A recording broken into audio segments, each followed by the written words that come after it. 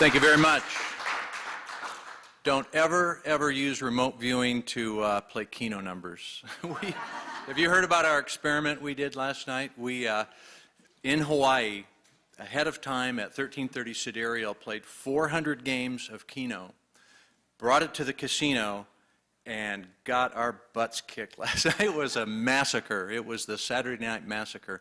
We're going to publish the data on our website, and we may have beaten chance, but we certainly didn't beat the house. So our great Keno experiment was not too good. I want to tell you a quick story about a cat, a very remarkable cat named Smokey. Back when I lived in Salt Lake City a few years ago, I was a television reporter for NBC there, and I did a feature story on a really interesting cat named Smokey. Smokey lived at a feed store in Murray, Utah, which is south of Salt Lake City, and a very popular cat. All the people knew him. He hung out there at the store and was a pet. One day, a rancher from Idaho came down to buy some feed, backed his truck into the loading dock, and they loaded the sacks of feed there. And then the rancher, he coming to the big city, Salt Lake City, wanted to spend some time, go see some people, go to lunch. So he left his truck there. Apparently, Smokey the cat got in the back of the truck and took a little nap. So the rancher drives his truck back up to the ranch in Idaho, and as he gets across the state line, the Utah-Idaho border, he's pumping gas into his truck, and he looks in the back, and he goes, "Oh my God, it's the cat from the feed store." So he goes, "Here, boy, here, kitty, kitty." And the cat jumps off, scampers off into the brush, and disappears. So the rancher spends about an hour, "Smokey, here, kitty, kitty." Cat doesn't show up. So he drives back to his ranch, calls the feed store owner, and says, "Your cat is in Idaho." It was about 120 miles as the crow flies. Probably a great deal farther than that as the cat walks, because you probably know how this story is going to end. A month later, and I did this story, in drags this skinny, poor Smokey, lost most of his weight. His fur was matted and just had lost fur. His legs were almost paralyzed, but by God, he walked home. He found his way. Now, how many of you think that that cat had some mystical, magical powers that we humans don't? Or how many of you think that that cat was smarter than us humans? There are a number of studies published in the scientific literature that show that animals have direction-finding ability, seemingly intuitive abilities to find their way. From snails and slugs to monarch butterflies, to cats and dogs, homing pigeons, and yes, even human beings. Let's dim the lights and go to the slides here. So we're talking about, yeah, it helps if you turn it on. Okay, thanks. Direction finding and remote viewing. This is something that has eluded most schools of remote viewing up until now. We've never seen any methodology that has a precise, structured, and accurate way to determine location within a remote viewing session. We've seen people try to use dowsing. We've seen some dangle pendulums over a map, or maybe draw crude maps of their own in session and then compare those maps to known topographical images on a known map. But nobody's really showed you a structured methodology to do this precisely and accurately. But in many remote viewing sessions, the location might be the most important data you could want. There are some targets where you don't want to know what it looks like or smells like or sounds like. You just might want to know where it is. Where's the missing child? Where's the sunken Soviet submarine? Where is the downed airplane? Where's the missing ship? Where's the murderer hiding? Where's the buried treasure? As Valtra told you, I'm from the Hawaii Remote Viewers Guild. We have the largest collection of just lame Keno players in the world. No, we're terrible at Keno, but we're pretty good at remote viewing. We have the largest group of trained remote viewers, civilian remote viewers, in one location in the world. We are a nonprofit organization. No one gets paid for viewing. No one in our group gets paid for teaching. This is all about just disseminating information about remote viewing and demonstrating remote viewing. If you haven't seen our website, it's www.hrvg.org. We get about 250,000 hits a month. We have trained people around the world. I think we have some people here that we've trained via our online training, but mostly we train in-house. One of the reasons we get so many hits, 250,000 every month, is that we publish data. We publish full sessions. At the Hawaii Remote Viewers Guild, we don't make statements about remote viewing or conclusions or predictions. We don't say anything without showing you the data and the analysis. We have about 200 full sessions with analysis, both operational, validation, a few esoteric targets sprinkled in there. So if you go there, you can click through and see examples of our remote viewing. That's Glenn Wheaton when he was in the Special Forces with his green beret, a little younger, a little thinner. Here he is today. Glenn was a remote viewer for the Special Forces remote viewing unit, and our methodology comes from that methodology. He is now the president of the Remote Viewers Guild, and the data that I show you, the methodology that I show you today, comes through him, and he doesn't accept a nickel for teaching us. One of the things they were very interested in Special Forces was finding direction without a compass or equipment. If you had a Special Forces operative in hostile territory, maybe he didn't have a compass or had lost his equipment or was in a situation where he might be in triple canopy jungle and couldn't even see the sun to determine location. Could this person find his way where he needed to go by dead reckoning or intuition? Now, it's my understanding that Special Forces did some research into this. It has not been public. This is something that you might be able to do a Freedom of Information Act, or might be able to find now, because I think it might be becoming declassified. There were some studies that were done in the public sector that were published. The Human Compass. This was done by Robin R. Baker. A Sense of Magnetism was a study. It was published in New Scientist back in 1980. This he developed into a book which was also published 20 years ago, Human Navigation in the Sixth Sense.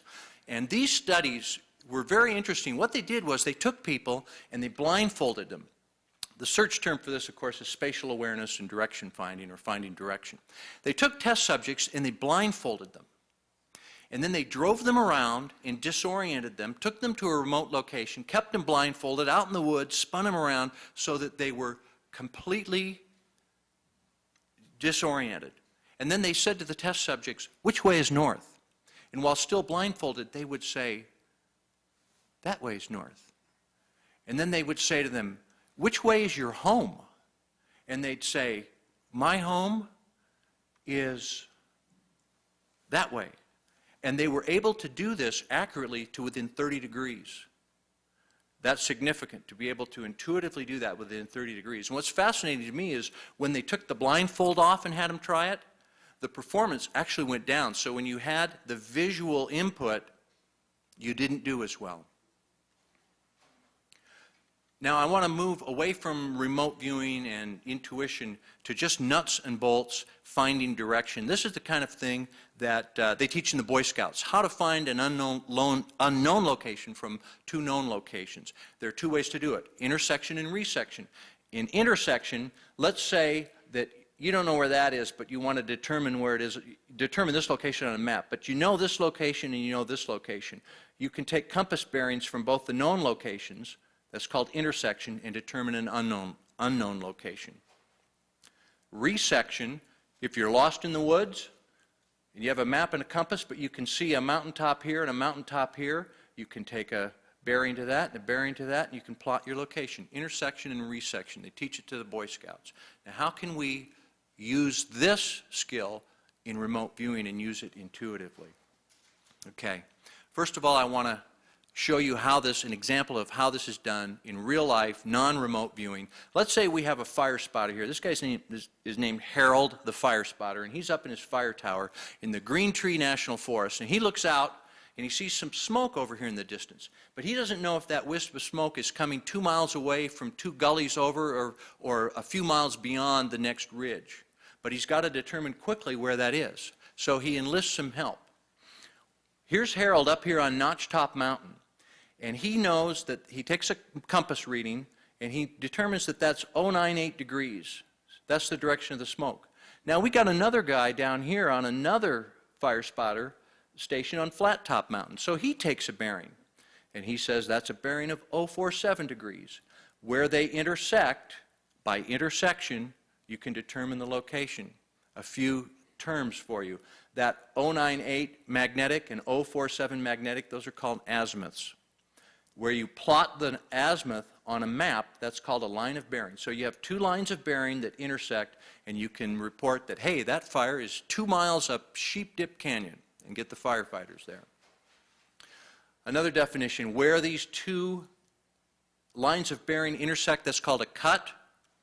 If you had a third spotter up there on a third location, could give you a third line of bearing, that's called a fix. So if you have 3 known locations, and you can give me the direction from 3 known locations, then you're able to fix the unknown location on a map. Now, using this in remote viewing. When you remote view, you displace a portion of your subconscious awareness to the target, and you bring back sensory data. After you've worked a target for 45 minutes or an hour, you should have good target contact.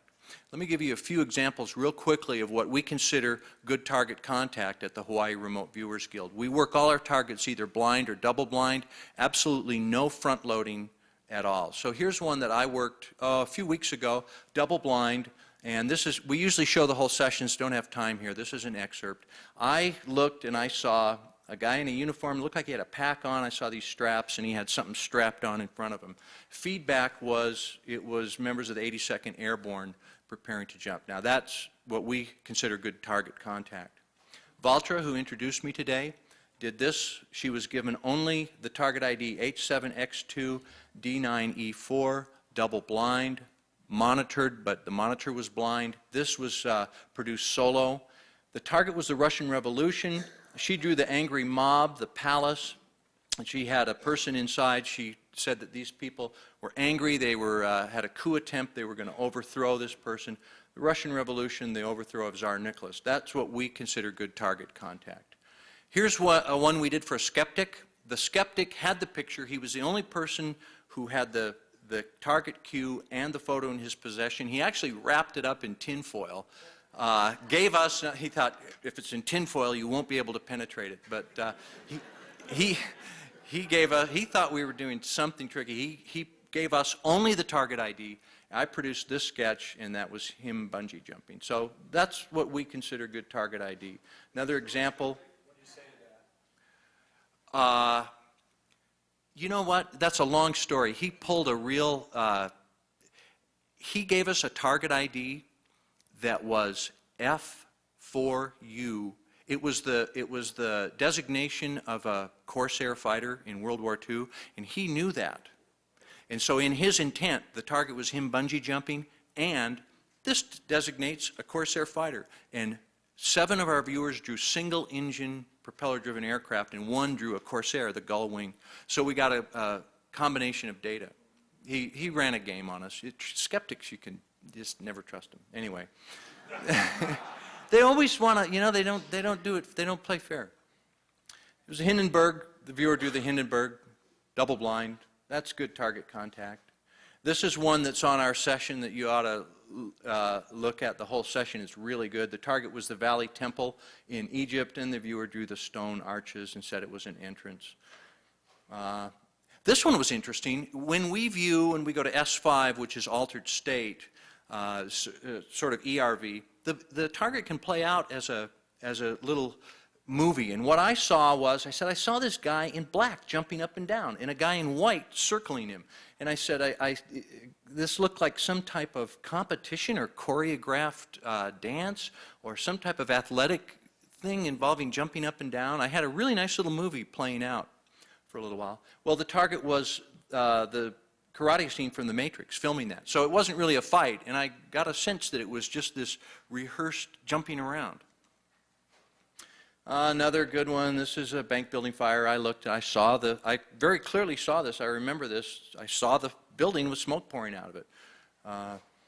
This is a good one. I cued this one. I was the only person who had this one in my possession. I gave the target ID to a third party who then published it out to the viewers, and one of the viewers drew this: water, mountains in the background, pipeline going out to the water, a fence, smokestacks, and he labeled this as electrical generating facility. And the target was the Kahe power plant on the island of Oahu. So that's when we mean target contact, and you're going to task a viewer to determine directional data. If they have this kind of target contact, they're able to do it. Now, how we go about doing this.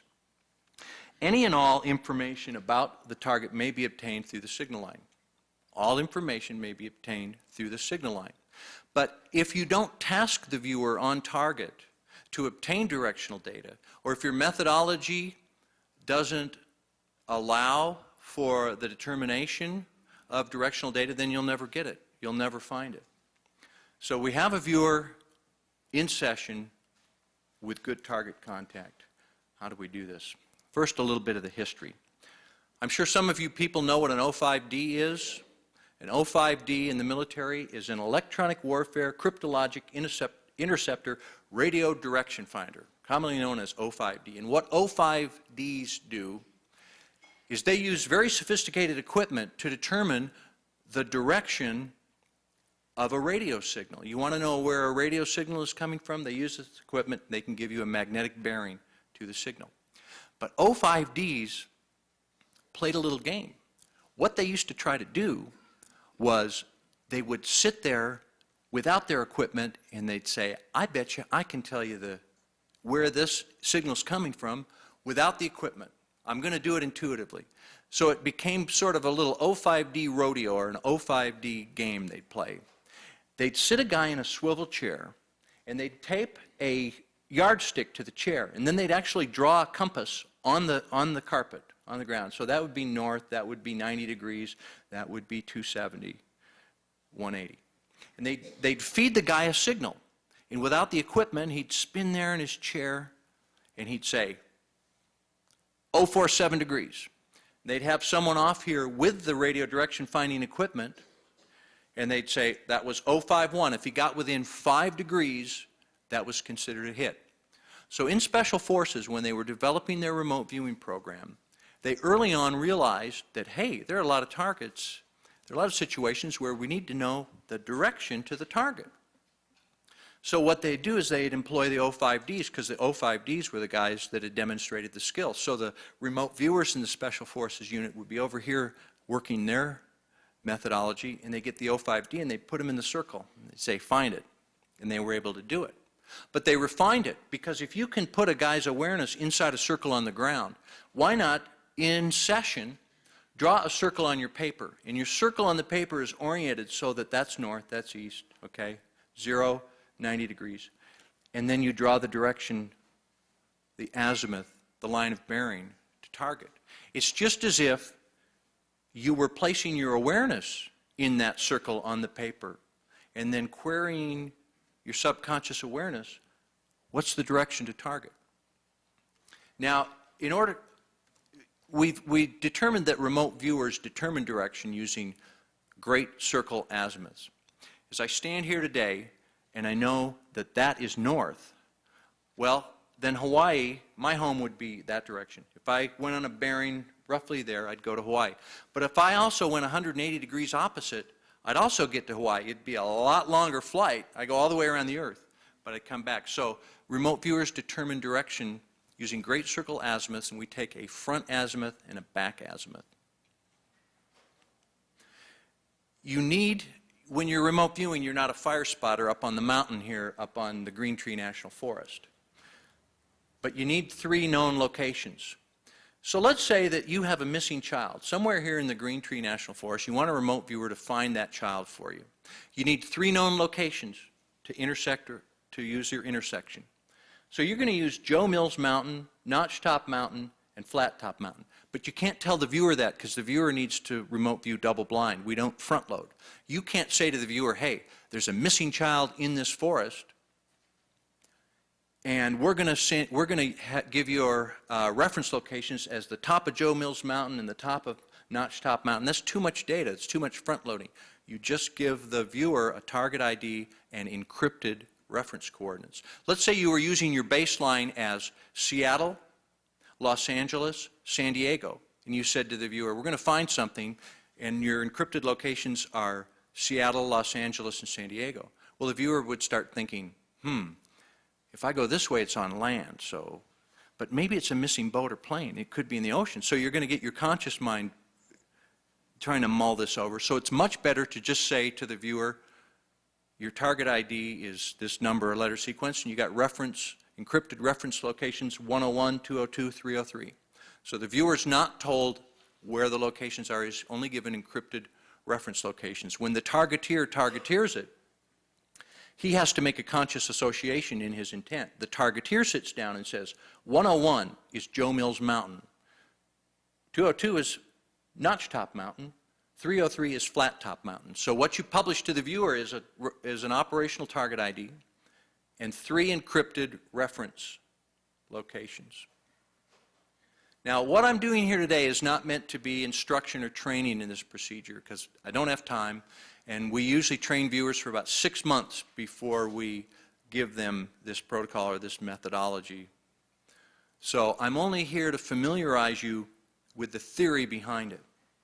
But what you need to know is that the viewer in session realizes that there is an encrypted location, that those numbers represent a real place, and he needs to send his awareness, displace a portion of his awareness to those locations. Then the viewer in session displaces his awareness to that location. And then the viewer executes a directional ideogram from each encrypted location to the target. So what you get is this. In session, the viewer has drawn a circle, and he's oriented, so that represents north, that's south, east, and west. The viewer displaces his awareness to 101 and draws a directional ideogram, which is also a line of bearing. So how do you take that data and get useful information, say to find your missing child in the forest? The viewer uses a protractor to determine the lines of bearing. So you're given military protractors. You place your protractor, you align it on the paper, so that's north, and you take your line of bearing and you write it down. That information is given to an analyst. Then an analyst plots it on a map. If the viewer has done his or her job correctly, this is what you get on the map, a fix. Here's one line of bearing. Here's another one from an encrypted location, and here's another one. Where they meet, that triangle is called a fix. To make this more usable, user-friendly, we determine the Steiner point. And to determine the Steiner point of the triangle, you bisect each angle. So you bisect that angle and draw a line down, you bisect that angle and draw a line over, bisect that angle. That's your Steiner point. You then determine the square units of your triangle. If this is kilometers or meters or miles, you use a formula here, a mathematic formula, to determine the area of the triangle, and then another formula to change that into an elliptical area. So that then becomes your search area, with that the most likely starting point, and you plot that on a map as your search area. There are a number of types of errors that can crop up in this, just as there are a number of types of errors that can crop up in Kino. The first one is viewer headspace. We all know that remote viewing is not 100%. No viewer is on 100% all the time. So a viewer might give you a few lines of bearing that are good and might lose his concentration for a moment. The viewer might be on or off when he's doing the entire session. So viewer headspace. Viewer orientation. The viewer is supposed to dispatch his awareness to the target with a north-facing orientation. Sometimes viewers will be facing south. And so you have to turn all their data, and that's done by the analyst. Sometimes viewers will get there and they'll all be 12 degrees off. And over doing many targets and check bearings, you can determine the viewer's orientation and any little idiosyncrasies they have. Conversion error. You've got to use good maps, and you want to convert this from magnetic to grid, because the viewer's going to determine azimuths on a magnetic line of bearing, and if you plot a magnetic bearing on a map, you need to convert it to grid. So there are errors that can crop up in doing that. Arithmetic. Remote viewing is so right-brained when you get out of session and you've got to use a protractor and you've got to do a front azimuth and a back azimuth and add or subtract 180. People make stupid arithmetic errors, we've got to check that. Plotting errors. Sometimes the protractor isn't straight. Sometimes you don't get it aligned correctly on the map. And finally, poor maps. You can't just go to MapQuest and pull a map off the internet, or you can't use a cheap map. You've got to use navigational grade maps. So there are a number of errors, and the analyst has to deal with all those. Okay, does this work? Let me get a drink of water. We've been doing this for a while. We have some examples, both operational and validation. This was a validation target that I gave to one of my classes when they first were indoctrinated into this technique. By the way, this protocol in our methodology is known as S7 Annex A, so it's done in stage 7, and it's an annex. So this was S7 Annex A as I was teaching this to my students. The target was the Oakland Bay Bridge just after the earthquake that they had there. Okay, we're able to know if they're on target and bring me back good data about the bridge and whether they can pinpoint the bridge in Northern California. Here's a map of the Bay Area to orient you. That's San Francisco, Oakland, Berkeley. That's the Bay Bridge right there. Now the encrypted reference locations, the numbers that I gave the viewers, are off the map. You know, there's like San Jose. So the play area, the area that this encompasses, is like very much Northern California. And one of our viewers gave me this fix, this triangle right here. His lines of bearing were this triangle, and his Steiner point was here, which was about a mile from the bridge. And his elliptical area of probability included, his fix area included the bridge. If you were looking for a downed airplane or a missing ship in Northern California, and we could give you data from remote viewers that could put you to within a mile of that to begin your search, how valuable would that be? Here's another one. Is that in focus, or are my eyes going bad? This is Houston. The target was a validation. I think that's as in focus as it gets. The target was the Houston Astrodome. This is the greater Houston area. The reference locations were, again, off the map. One of our viewers gave us this fix, and that yellow circle is the Astrodome. So, again, she hit the Astrodome. That's a pretty good fix right there. If you look at this Steiner point, I'm going to show you another viewer's data where the Steiner point was a few blocks away. Now, the odds of getting identical Steiner points is just astronomical. I was talking to Dean Radin about that, and he said it's just essentially zero for this to be chance. Here is the actual, this is my session on this. This is my Annex A data. Here are the circles I drew. These were the reference numbers. All I was given was 981-497-025-614. So I draw my directional ideogram. Then I get my lines of bearing, my azimuths are 054 magnetic, 234 magnetic. We plot it on the map. This is the fix area, and within the fix area is the Houston Astrodome. So if you were looking for a missing child in the Houston area, and I could give you an area to start within a few blocks of that, how valuable would that be? Another validation target. This was Valtra in class, double blind. The target was Charlie Porter. He made a free ascent of El Capitan. El Capitan is the cliff at Yosemite. As I said, you can determine how good, very often, the directional data will be by how good the session data is. Here's her S3, a very elegant S3 for a guy climbing a cliff. She drew very steep land with a human there.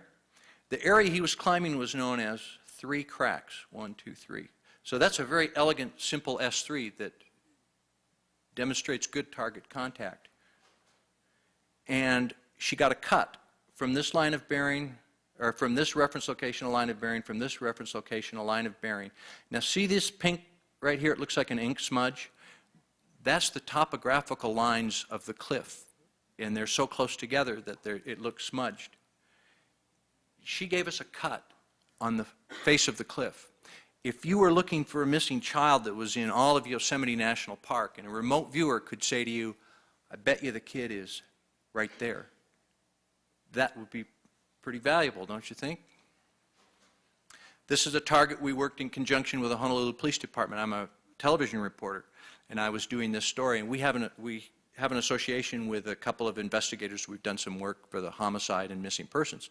So when I went out and they were searching for Glenn Infante, was distraught, had a gun, and had disappeared, and they were very sure that he was going to kill himself.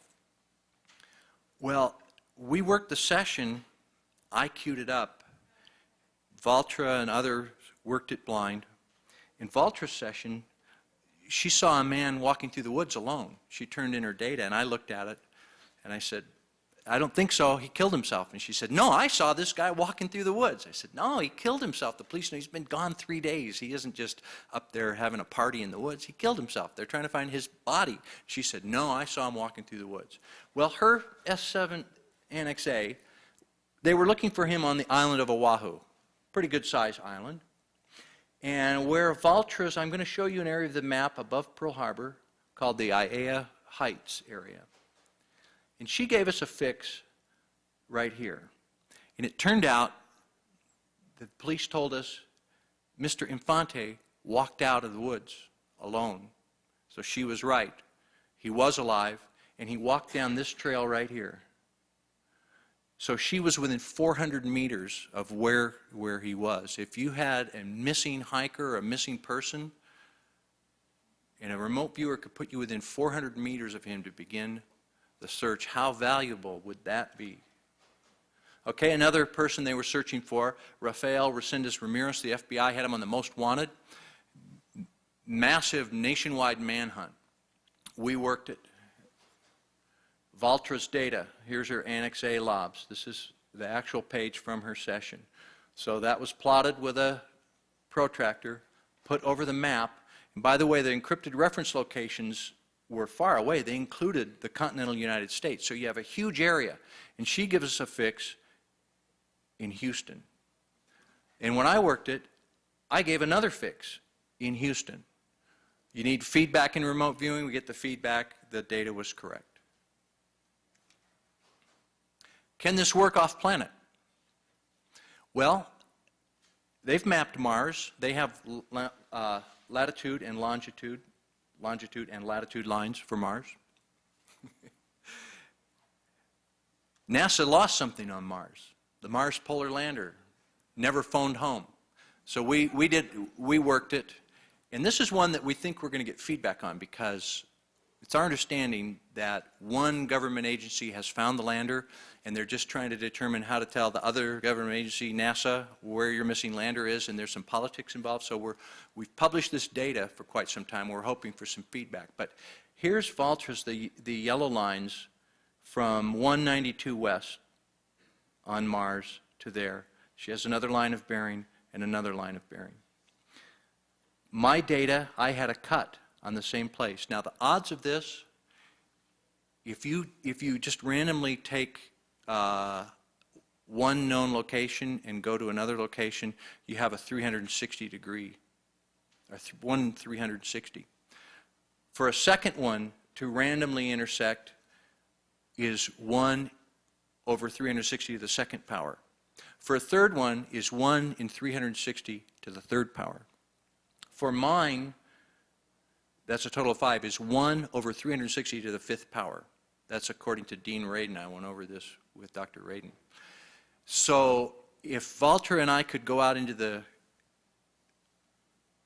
play some craps and hit that kind of odds, we'd make certainly a lot more than we made on Kino. We're waiting for feedback on that one. Another target that we're waiting for feedback on is one of the great mysteries of the 20th century. Where is this airplane? Amelia Earhart's Lockheed Electra. We've had this published on our website for quite some time. Now, I want to show you an area that encompasses a huge chunk of the Pacific Ocean. This is literally hundreds of thousands of miles. The encrypted reference locations are off the map. They're way far away.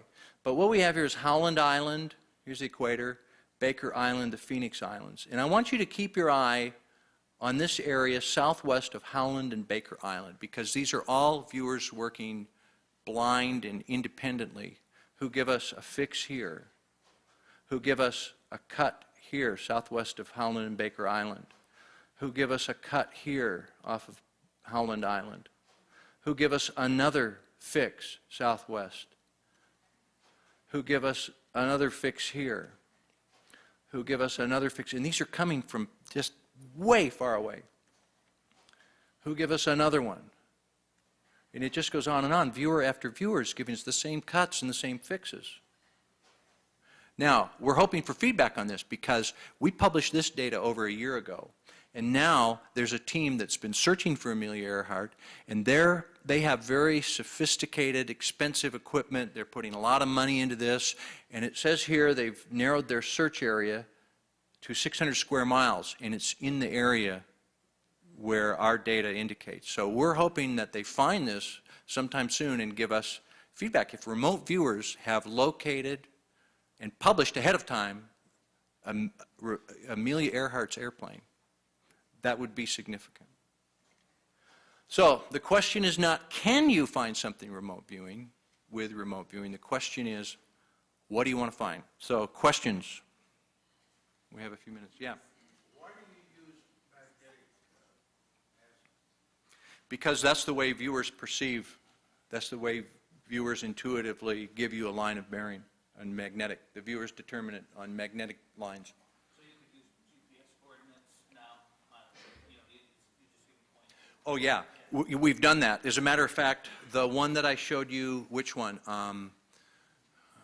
A couple of these, they were GPS coordinates. It wasn't Notch Top Mountain. It would be like 19 point, Infante was. It was actually 19.75, and yeah. Yeah, but you know what? It's easier.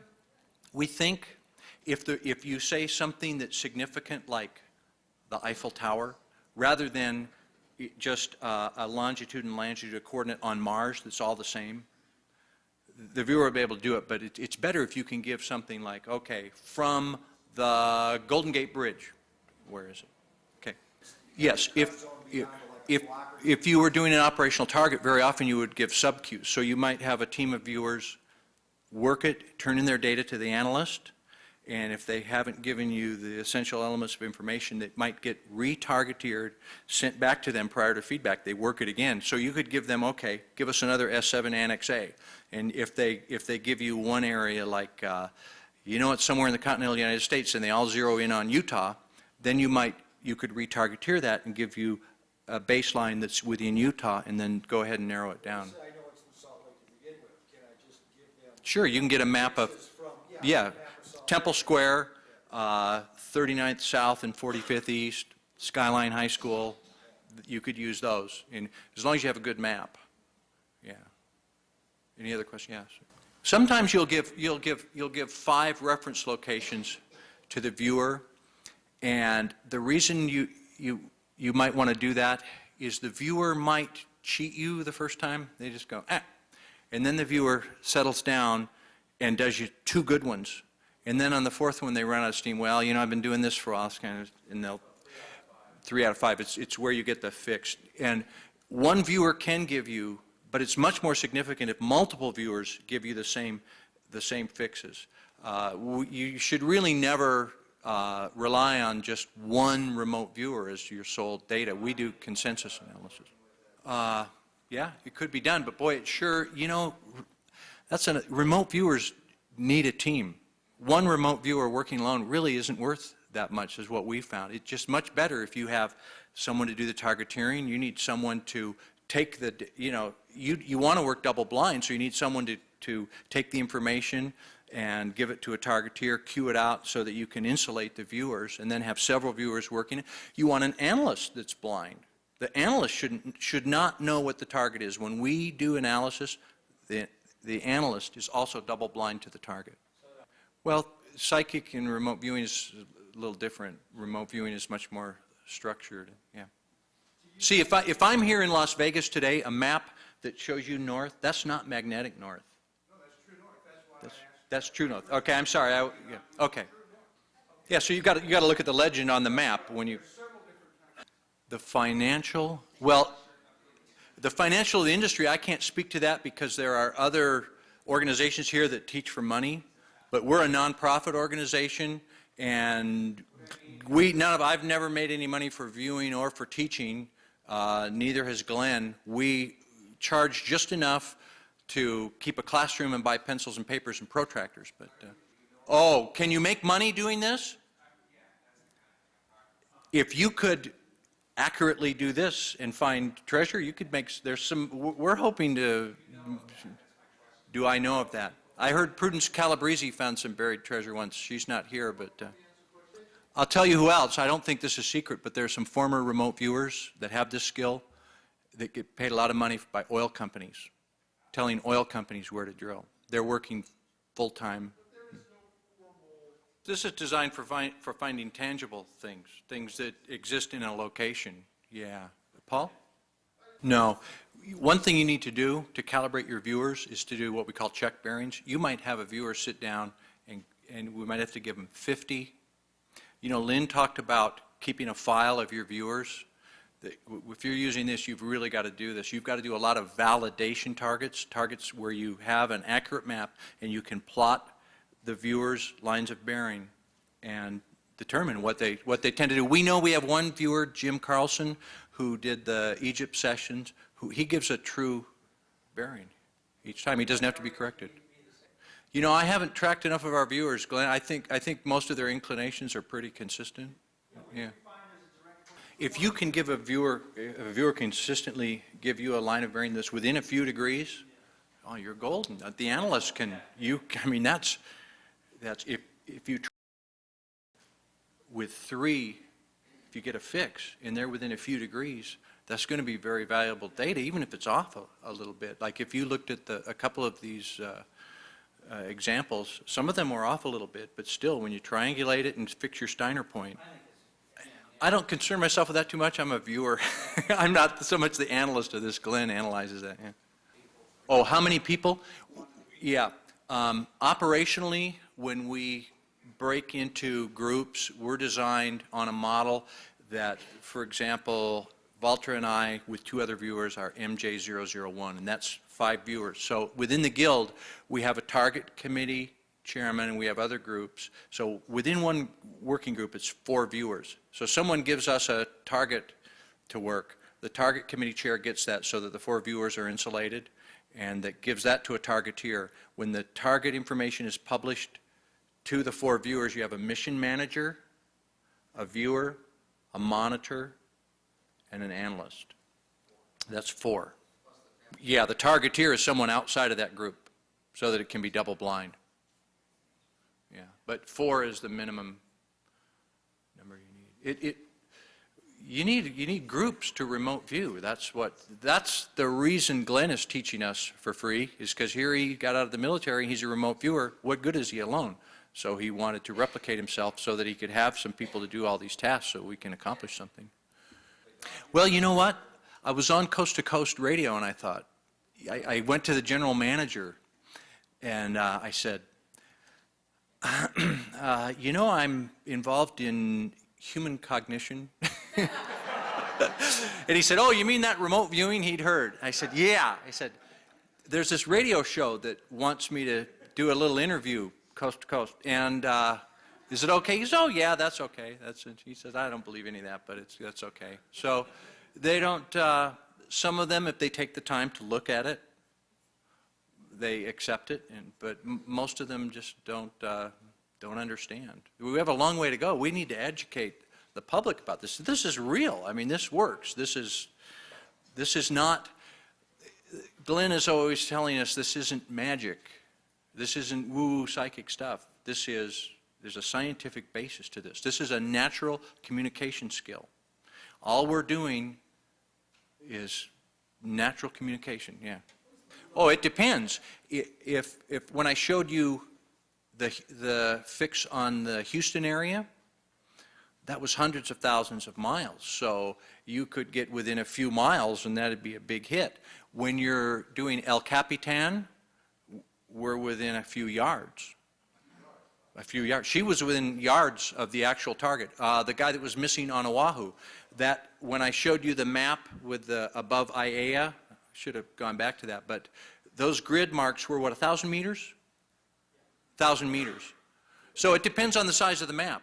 You know, you learn to remote view and you bring back data about a target and you're amazed. And then after you've done that for quite some time, then when you apply this, and it's just a line, right? And then you put it on a map, and you see that it triangulates on the location. It's like, wow. That would be a future target, and our model is that the future, if you can do about 90 days out, so you should be able to, the future is real slippery, as we've seen in remote viewing, the remote viewing community. We have one prediction published on our website of the space junk falling to Earth, and they got it within about a couple miles. In the Hawaiian Islands, they got it right off of Barbers Point, and that's where it hit. So, and that was a future target, and it was notarized prior to the event. So you can do it in the future, but the future's tough. All right, thank you very much. Visit our website.